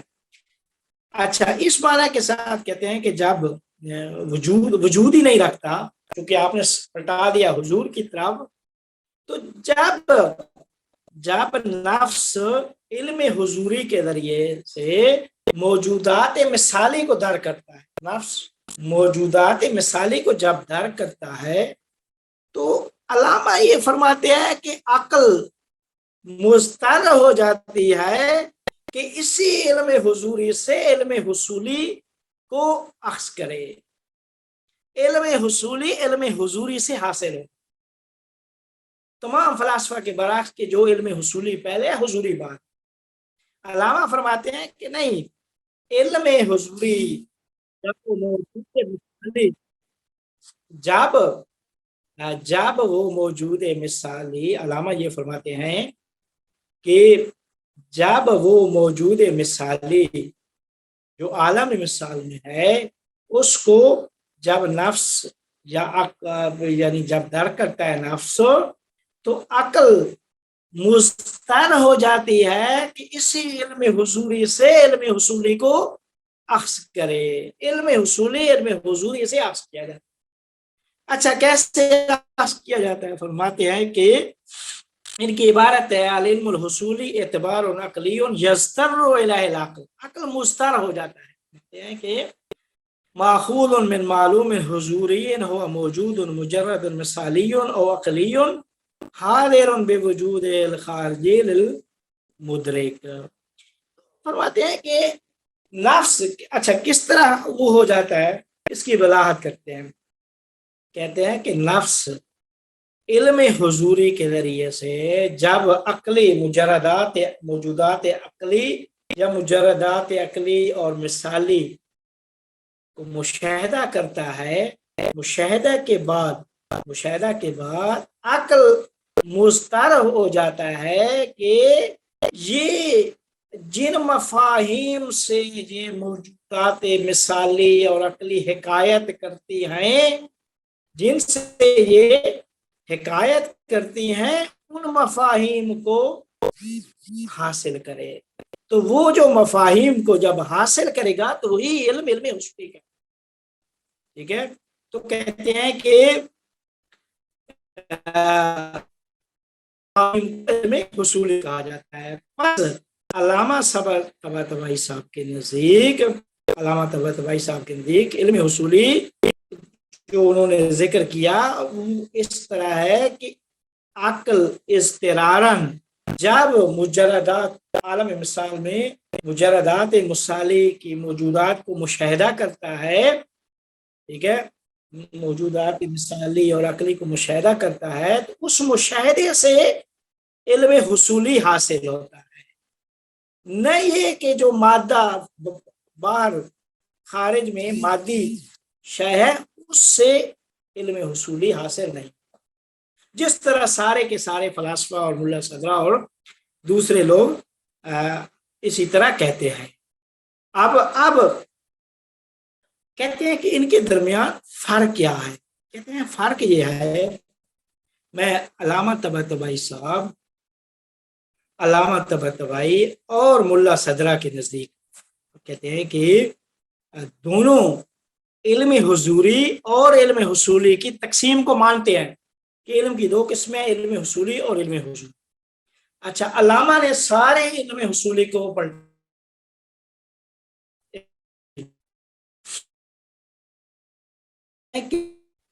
اختلاف ہے کہ علم حصولی کے معنی میں اختلاف ہے، حصول کیسے نشأت ہے اس اختلاف. ملا صدرہ کیا فرماتے تھے یا دوسرے فلاسفہ؟ ملا صدرہ فرماتے تھے کہ وہ مادی چیزیں جو باہر نفس سے باہر، انسانی نفس سے باہر، پانی پڑا ہے، میز پڑا ہے، کمپیوٹر ہے، باہر جتنے بھی چیزیں ہیں اشیاء خارجی جو انسانی نفس سے باہر ہیں، تو کہتے ہیں کہ ان کی حقیقت کہتے ہیں ممکن نہیں ہے. ان کی حقیقت کا علم ممکن نہیں ہے. اشیاء خارجی کی حقیقت کا علم ممکن نہیں. ملا صدرہ یہ فرماتے ہیں. اب جب ممکن نہیں ہے تو پھر کس طرح؟ ملا صدرہ نے کیا کہا تھا کہ نفس خود علمی صورتوں کو خلق کرتا ہے، علمی صورتوں کو خلق کرتا ہے جو ان موجودات خارجی سے حکایت کریں. وہ صورت پانی کی صورت نفس خلق کرتا ہے، لیپ ٹاپ کی صورت یہ نفس خلق کرتا ہے. ٹھیک ہے. تو کہتے ہیں کہ نفس کیا کہتے ہیں علمی صورتوں کو خلق کرتا ہے کہ جو کیا کہتے ہیں خلق کرتا ہے جو موجودات خارجی سے حکایت کرتی ہیں. تو کہتے ہیں کہ اس طریقے سے پھر نفس علم حاصل کرتا ہے. تو کہتے ہیں کہ ہاں ملا صدرہ کے نزدیک خارجی شے جو باہر جتنی اشیاء ہے ان کا علم علم حصولی کے ذریعے سے ممکن ہو. تمام اشیاء جو عالم مادہ میں ہیں ان کا علم حصولی کے ذریعے سے ممکن ہے، اور حصی ادراک متوقف ہے علم حصولی کے ذریعے سے حصی ادراک، یہ ملا صدرہ کا نہیں۔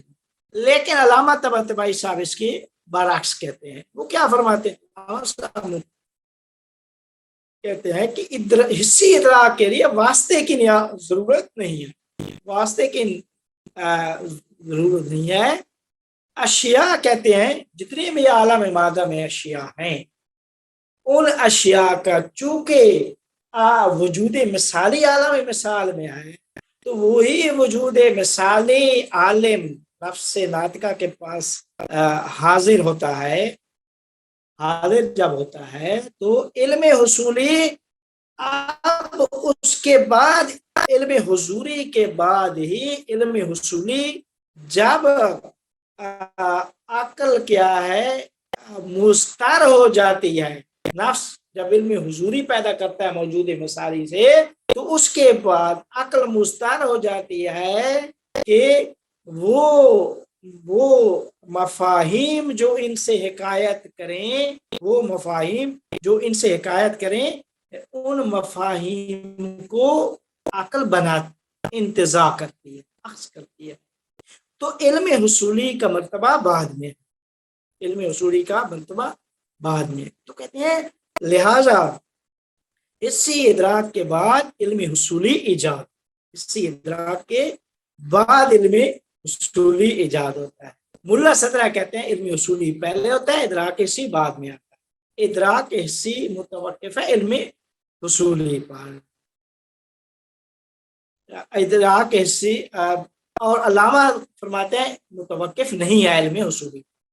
یہ ان کا جو یعنی اختلاف جو ہے وہ اس میں۔ دوسرا اختلاف ان کا یہ ہے کہ معلوم بالذات ان کے نزدیک، ملا صدرہ کے نزدیک وہ صورت علمی ہے، علامہ طباطبائی صاحب کے نزدیک صورت علمی نہیں ہے، جو مثلا پانی کی جو صورت آئی، بلکہ اس صورت کے مقابلے میں جو اس کا صورت کا عالم ہے وہ معلوم بالذات ہے نفس ذات کا۔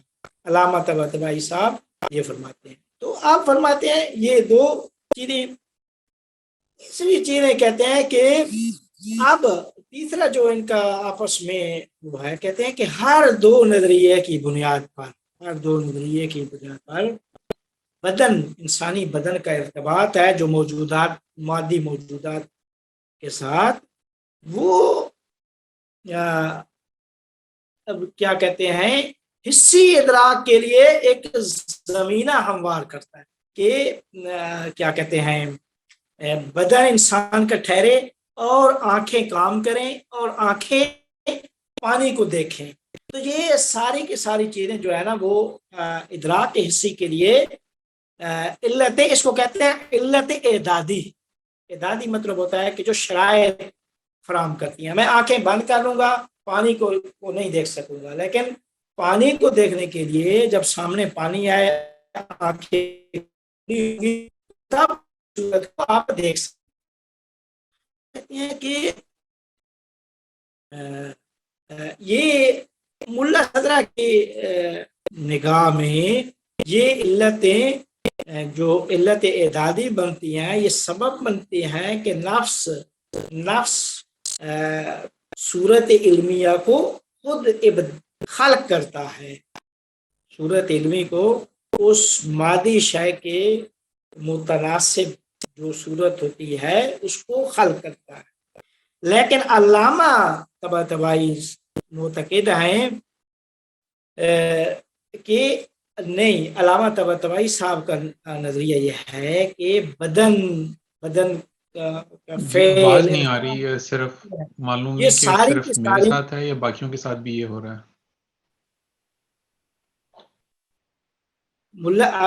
علامہ طباطبائی صاحب کا یہ نظریہ ہے کہ یہ ساری کی ساری علل بنتی ہیں اس موجود مثالی تک پہنچنے کے لیے، کہ اس صورت کا جو وجود مثالی عالم مثال یہ اس طرح کے نا کافی سارے فرق بیان کیے ہیں.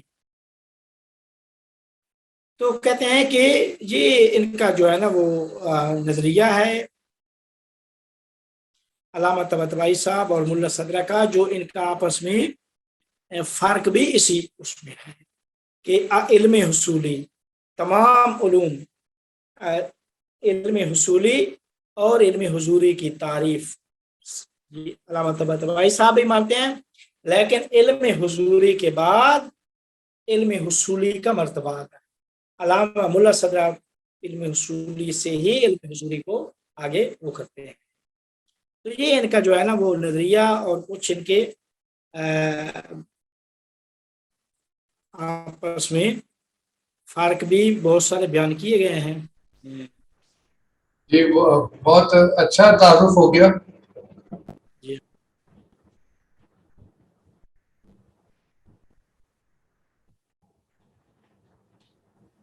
وہ زبیر صاحب کو صحیح سنائی نہیں دے رہا تھا آخر میں. اچھا اگر مطلب اگر سارا سن ہی لیا انہوں نے تو آپ اس کو اچھا ختم کر لیتے ہیں. آپ یہی کہہ رہے تھے نا کہ یہ ان کا نظریہ علم اس طرح سے تھا. جی علم اس طرح ان کا جو نظریہ ہے کہ علم اس طریقے سے جو ہے نا وہ تشکیل. اب یہ فرق بھی واضح ہو گیا ان کا اور علامہ ملا صدرہ کا، اور پیچھے جو ہے نا جتنے بھی وہ. سر ایک سوال تھا اس میں،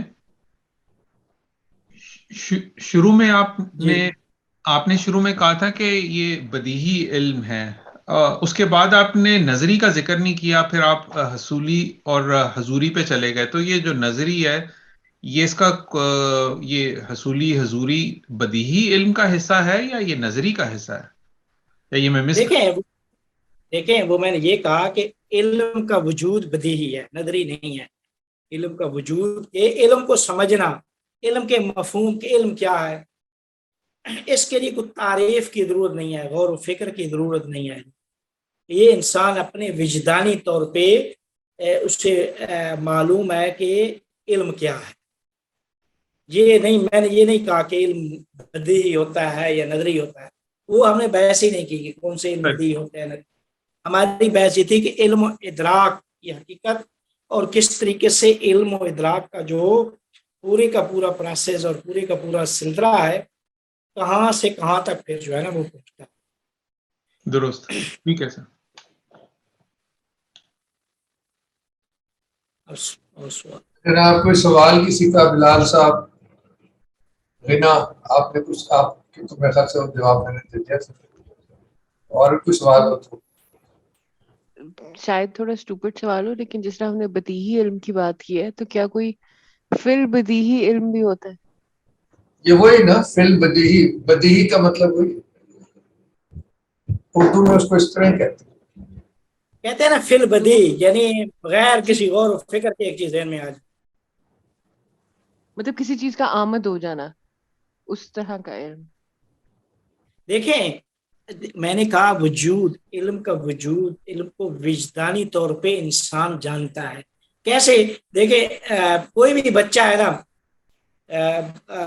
یا کوئی بھی انسان ہے کہ جب پانی کو دیکھے گا تو اس کے پاس ایک صورت آئے گی، ٹھیک ہے، وہ خود اپنے وجدان میں اس کے لیے اس کی صورت حاضر ہو جائے گی. وجدان میں پائے گا کہ یہ میری ایک چیز کا مجھ میں اضافہ ہو گیا.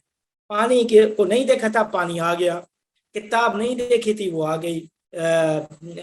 اسی طرح جتنی بھی چیزیں ہیں، جو انسان حواس کو، یہ سارے ذرائع کو استعمال کرتا جائے گا، علم کا وجود یا علم کو سمجھنے کے لیے اسی کسی غور و فکر و دلیل کی ضرورت نہیں پڑے. بہت شکریہ.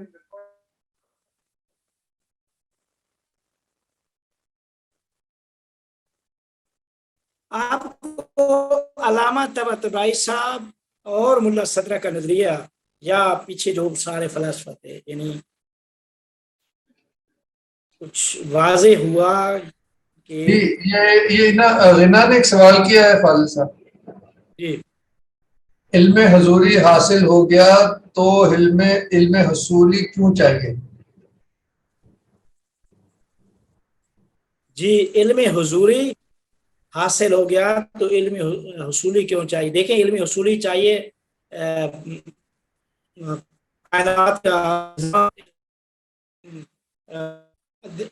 یہ دیکھیں، اگر یہ علم حصولی نہ ہوتا تو ہم کیسے یہ سیکھتے؟ یہ فلسفہ، یہ علم عرفان، علامہ طباطبائی، ملا صدرہ، ابن عربی نے جو کچھ بھی ان کو حضوراً انہوں نے دریافت کیا ہے، اس کو انہوں نے ان چاہے علامہ طباطبائی کا نظریہ بھی مان لیا جائے کہ عالم مثال میں موجودات مثالی جو ان کے نفس کے پاس حاضر ہوئے ہیں، ان کے مطابق مفاہیم بنا کے ہمیں دیا کہ یہ مکاشفہ یہ ہے کے طور پہ، جی وحدت الوجود یہ ہے، یا مثال کے طور عالم اتنے عالم ہے، عالم عقل ہے، عالم مثال ہے، اس قسم کی موجودات ہے. یہ علم حصولی نہ ہو تو ہم حضوری نہیں سکتے، کیسے جائیں؟ ٹھیک ہے جناب. جی میں کوشش کر رہی ہوں کہ سمجھ آ جائے. مطلب علم حصولی کا مقصد جو ہے وہ ایک طرح سے نالج جو ہے وہ ٹرانسمٹ کرنا ہے، کمیونیکیٹ کرنا ہے. جیسے ہم میتھس، فزکس، سوشل اسٹڈیز پڑھتے ہیں تو سارا علم حصولی ہے نا، کتاب کے ذریعے ہم تک پہنچتا ہے. وہ صرف ایپسٹیمولوجیکلی کہہ رہے ہیں کہ جب وہ علم بھی ہمارے ذہن میں پہنچتا ہے تو وہ حضوری بن جاتا ہے، کیونکہ وہ ہمارے نفس کا حصہ بن جاتا ہے. ایسے ہی ہے جی فاضل صاحب؟ بن جاتا ہے، جی نفس کا حصہ بن جاتا ہے تو حضوری، مگر پھر ہمارے پاس پہنچ کر وہ حضوری میں تبدیل ہو جاتا ہے جب ہمارا حصہ بن جاتا ہے، جب ہم اسے سمجھ لیتے ہیں. شاید ایسی کوئی بات ہے تو پھر ہم خود اس حصے کو، ان مفاہیم کو بنا کے لکھ کے پیش کر دیتے ہیں. جی یہ علم ہے، یہ نظریہ ہے. جی مثال کے طور پہ اتحاد عقل و معقول، اتحاد عالم و معلوم، مفاہیم. فاضل صاحب السلام علیکم. فاضل صاحب، علم حضوری میں تو یہ ہوتا ہے نا کہ جو معلوم ہے وہ اس کی جو حقیقت ہے وہ حاضر ہوتی ہے نا عالم کے سامنے. تبھی تو کوئی دوئی نہیں ہوتی عالم اور معلوم کی. مطلب معلوم کی جو اصل حقیقت ہے وہ عالم کے سامنے حاضر ہوتی ہے. یہی ہوگی نا بات بیسیکلی، ایسے ہی ہے نا؟ جی کہنا کہ اب وہ جو ہاں، ہے ملا صدرہ یہ کہہ رہے ہیں کہ وہ جو عالم مادی میں جو ایک خارجی آبجیکٹ ہے، جو ایکسٹرنل آبجیکٹ ہے، جو کہ عالم مادی کا حصہ ہے، وہ اس تک ڈائریکٹلی سول کا ایکسس نہیں ہے. سول جو ہے وہ خود سے ایک صورت کریٹ کرے گی جو کہ کورسپونڈ کرے گی اس آبجیکٹ کو، اور وہ جو سول جو صورت کریٹ کرے گی وہ فرق ہوگی اس ایکسٹرنل آبجیکٹ سے جو کہ عالم مادی کے اندر موجود ہے. تو کہنے کا مطلب کہ وہ جو سول نے جو خود ایک صورت کریٹ کی ہے وہ صورت بیسیکلی اب واسطہ بن گیا. اس لحاظ سے اس کو آپ علم حضوری نہیں کہیں گے. ایسی ہے نا بات بیسیکلی؟ مطلب کہ وہ جو صورت کریٹ کی ہے سول نے، وہ صورت اصل حقیقت نہیں ہے اس خارجی آبجیکٹ کی، وہ اس کو ریپرزینٹ کر رہی ہے. مطلب کہ وہ ایک جسے کہتے ہیں وسیلہ بن رہی ہے، اس لیے یہ علم حصولی کہلائے گا. ایسی ہوگی بات. لیکن آپ کہہ رہے ہیں کہ علامہ طباطبائی یہ کہہ رہے ہیں کہ جو عالم ہے، جو سول ہے، وہ متصل ہو جاتی ہے عالم مثال میں جو حقیقت ہے اس خارجی آبجیکٹ کی. یہ آپ کہہ رہے ہیں. جی اچھا، لیکن جب ہم یہ لفظ متصل استعمال کر رہے ہیں کہ نفس ناطقہ جس کو ہم سول کہہ رہے ہیں وہ متصل ہو جاتی ہے عالم مثال میں جو حقیقت ہے اس خارجی آبجیکٹ کی. متصل والی بات تو تب آتی ہے جب دو چیزیں آلریڈی ہوں اور پھر ہم کہیں کہ یہ آپس میں یونائٹ ہو رہی ہیں. تو کیا یہ بھی علم حضوری کل آئے گا؟ کیونکہ متصل والی بات تو تب آپ کی ہے نا جب دو ڈفرینٹ اینٹیز جو ان کا یونین ہو رہا ہو. دیکھیے متصل ہم کہہ رہے ہیں یہ اتحاد ہے، اتحاد عالم و معلوم کی بات یہاں پہ. اچھا اتحاد اچھا یہاں متصل سے مراد یہ نہیں ہے کہ دو سیپریٹ چیزیں تھیں ان کو پھر آپس میں یونائٹ کر دیا، یہاں متصل سے یہ مراد نہیں ہے. نہیں. اچھا ٹھیک ہے ٹھیک. لیکن فاضل صاحب وہ عالم مثال میں جو خارجی آبجیکٹ کی حقیقت ہے اس سے اگر نفس ناطقہ متصل ہو بھی جائے، لیکن وہ جو خارجی آبجیکٹ ہے اس کا کیا بنے گا پھر؟ مطلب کہ یہ تو عالم مثال میں جو اس کی حقیقت ہے اس سے متصل ہو رہی ہے نا نفس ناطقہ، لیکن جو خارج میں آبجیکٹ ہے اس کا علم کیسے آئے گا نفس ناطقہ کے بعد؟ وہ عالم مثال کی حقیقت سے ہی آئے گا. جی اس کی کیونکہ فاضل صاحب دیکھیں نا ایک تو مثال کے طور پر سامنے کرسی پڑی ہے، اب ایک اس کی عالم مادی میں حقیقت ہے، ایک اس کی عالم مثال میں حقیقت ہے. اب نفس ناطقہ عالم مثال میں جو حقیقت ہے اس سے متصل ہو رہی ہے، لیکن آپ یہ کہہ رہے ہیں کہ اس متصل ہونے سے جو عالم مادی میں جو حقیقت ہے اس کا علم مل رہا ہے نفس ناطقہ کو. کیا آپ یہ کہہ رہے ہیں یا علامہ طباطبائی کیا یہ بات کہہ رہے ہیں؟ دیکھیے علامہ طباطبائی صاحب یہ فرما رہے ہیں کہ اشیاء جو عالم میں آئے، اشیاء میں سے ہر شے کا وجود مثالی عالم مثال میں آئے. ٹھیک ہے، نہ اس کے پاس مجرد مثالی وہی معلوم ہے، وہی اسی کا وجود ہی حاضر ہے. یہ علامت اور وہی سے پھر عقل مستار ہو جاتی ہے، مفاہیم بناتی ہے، مفاہیم بنا کے پھر پیش کرتی ہے اور یہی سے علم حصول. اچھا اس کا مطلب اس سے تو پھر نتیجہ یہ نکلا کہ علامہ طباطبائی بھی یہ کہہ رہے ہیں کہ وہ جو عالم مادی میں جو حقیقت ہے اس کا علم نہیں حاصل کر سکتی نفس ناطقہ. یہاں سے تو یہ نتیجہ نکل رہا ہے. وہ بھی پھر ملا صدرہ کی طرح یہی کہہ رہے ہیں کہ جو خارج میں جو اینٹی ہے اس کا علم نہیں ہو سکتا. مادہ حاضر نہیں ہو سکتی. ٹھیک ہے، مطلب اس پوائنٹ کے اوپر ملا صدرہ اور علامہ طباطبائی ایگری کر رہے ہیں اس پوائنٹ کے اوپر. ٹھیک ہو گیا، تھینک یو ویری مچ.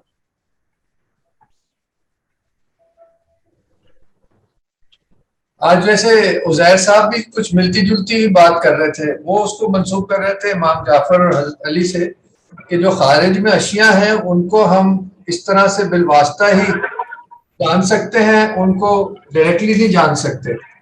مگر پھر ایک اور لیول آف نوئنگ بھی ہے وچ از کہ حقائق الاشیاء، جو حضور نے دعا مانگی تھی کہ اے خدا مجھے چیزوں کی حقیقت مجھ پہ عطا کر. تو وہاں پہ پھر اس سے اوپر کا جو فیکلٹی ہے نا وہ بیچ میں آتی ہے. تو یعنی کہ حضرت علی کے پاس تو وہ تھی نا، پیورلی سینسز سے آپ نہیں پہنچ سکتے ان کی حقیقت تک. اس میں پھر آپ کا جو عقل ہے، ہائر عقل ہے یا اسپرٹ ہے یا انٹلیکٹ ہے یا ہارٹ ہے، وہ ان کی حقائق تک پہنچ سکتا ہے، جو کہ عالم مثال سے اوپر ہے. عالم عقل ان کی حقائق ہے نا. تو جو انسان کا وہ والا درجہ ہے وہ اس والے درجے سے ان چیزوں کو چرچا. یہ کچھ بات ہلکی سی ہوئی تھی، اتنا ٹائم تو نہیں تھا، مگر جو مجھے سمجھ آئی. ہیں جی فالسا. اچھا ویسے ایک اور بات بھی ہے کہ جو علامہ طباطبائی کا فلسفہ آپ نے بتایا، میرے خیال علامہ طباطبائی نے جو پروسیس بیان کیا ہے ویسے اس میں آبجیکٹیو ایلیمنٹ زیادہ ہے. ملا صدرہ کے ہاں سبجیکٹیو ایلیمنٹ زیادہ ہے، کیونکہ وہ یہ کہتے ہیں کہ سول خود کریٹ کرتی ہے، مطلب کہ تو اس میں تھوڑی سبجیکٹیوٹی زیادہ ہے. علامہ طباطبائی نے جو پروسیس بیان کیا ہے اس میں آبجیکٹیوٹی زیادہ جھلک رہی ہے، کیونکہ وہ تو کہہ رہے ہیں کہ ایک آبجیکٹیو ورڈ ہے عالم مثال کی، اس میں جو حقیقت ہے اس سے نفس ناطقہ متصل ہو جاتی ہے. تو اس میں آبجیکٹیوٹی کا ایلیمنٹ زیادہ مجھے نظر آ رہا ہے. کیا یہ صحیح بات ہے؟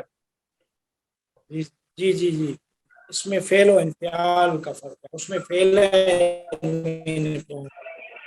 کیونکہ اصل میں صاحب اگر آپ دیکھیں نا، کیونکہ ملا صدرہ کی یہ جو پروسیس ہے نا اس میں کچھ لوگوں نے یہ بھی سوال کھڑا کیا ہے کہ بھائی اگر سول ہی کریٹ کر رہی ہے تو اس میں پھر پہلا سوال تو یہ پیدا ہوتا ہے کہ سول نے جو صورت کریٹ کی ہے اب उसकी वो फिर कोरिस्पॉन्डेंस का इशू आता है कि फिर ये कैसे साबित करेंगे कि वो जो सूरत क्रिएट की है सोल ने वो एग्जैक्टली कोरिस्पॉन्ड करती है उस खारजी हकीकत को या मिसाली हकीकत को भी. तो वो कोरिस्पॉन्डेंस का इशू भी आता है. कुछ लोगों ने क्रिटिसाइज किया है मुल्ला सदरा के क्या कहते हैं सारे प्रोसेस को.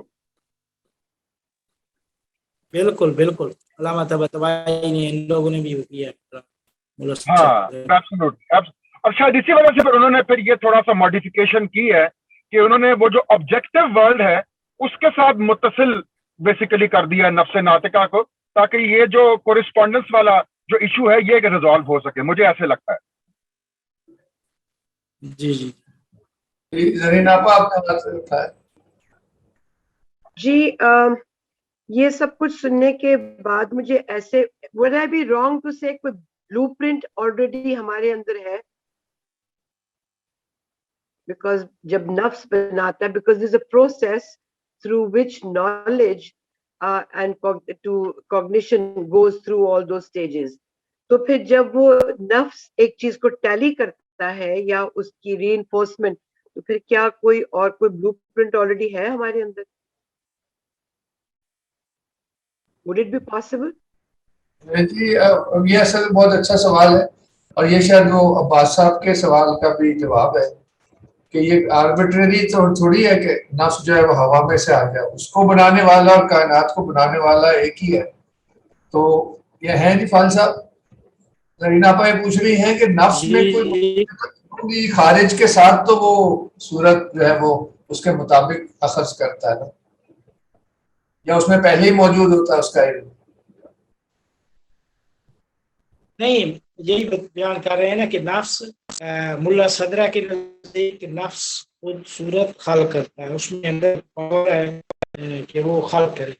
और अल्लामा तबतबाई साहब के नजदीक ये है कि खल्क नहीं करता, बल्कि नफ्स जितना जितना उसका मरला यानी ऊपर और तकामुल की तरफ जाएगा उतना वो उसकी तजर्रुद में इजाफा करेगा, उतना उसकी हकीकत के करीब हो जाएगा.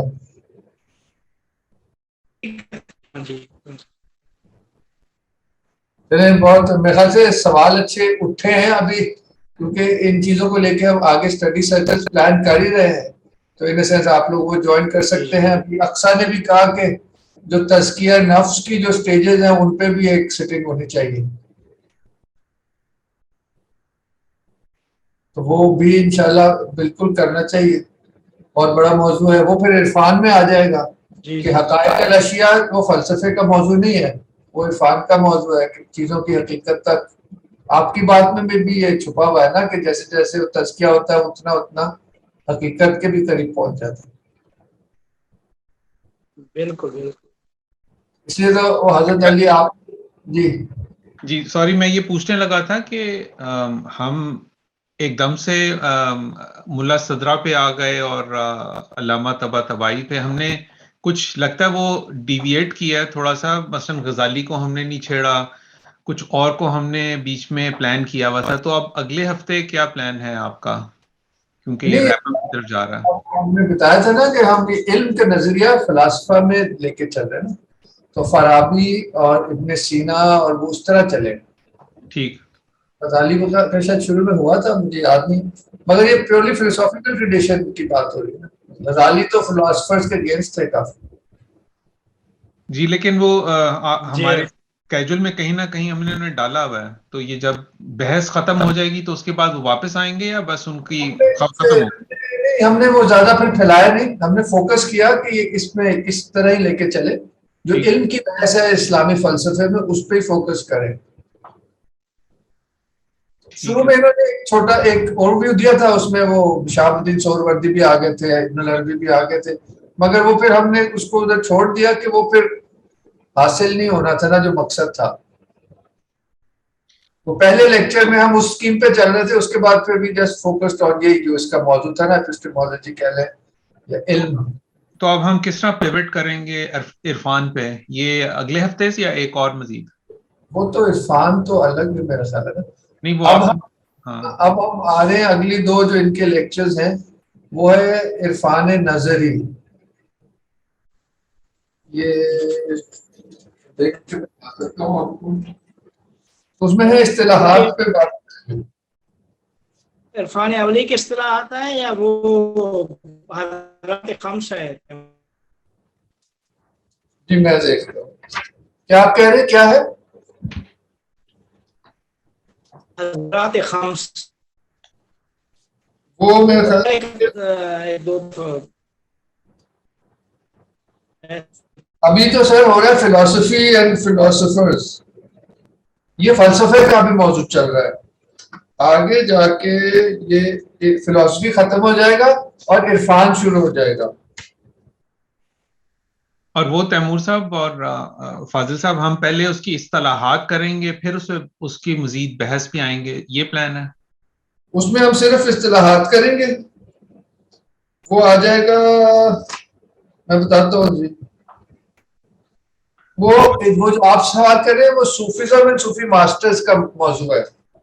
وہ پھر تھرڈ ٹرم میں ہوگا پھر؟ ابھی نہیں, یہی ہے نا صوفیز اینڈ صوفی ماسٹرز میں حامد صاحب جو ہیں وہ اصطلاحات پہ بات کریں گے اور جو عزیر ہیں وہ پریکٹیکل صوفیزم پہ بات کریں گے, میتھڈز پہ. صوفی پریکٹس ہم نے لکھا ہوا ہے ادھر. ٹھیک ہے, تو یہ پھر رمضان میں اس کا مطلب ہے سلسلہ یہ جاری رہے گا کیونکہ یہ تو بھی کافی سیٹنگز رہتی ہیں اس کی. ابھی 4 ہفتے شاید رہتے ہیں نا, 1 مہینہ. درست. پھر اس کے بعد 2 ہفتے کی بریک ہے, یہ کچھ پلان ہے؟ جی جی جی جی. ٹھیک ہے.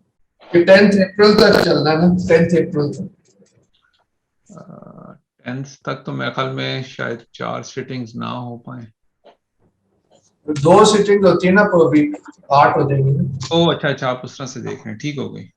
یہ پھر فرائیڈے کو بھی یہی چلے گا موضوع, یہی ٹاپک چلے گا. آپ کو صوفی اینڈ صوفی ماسٹرز شروع ہو جائے گا نا, فلاسفی ادھر ختم ہو جاتا ہے.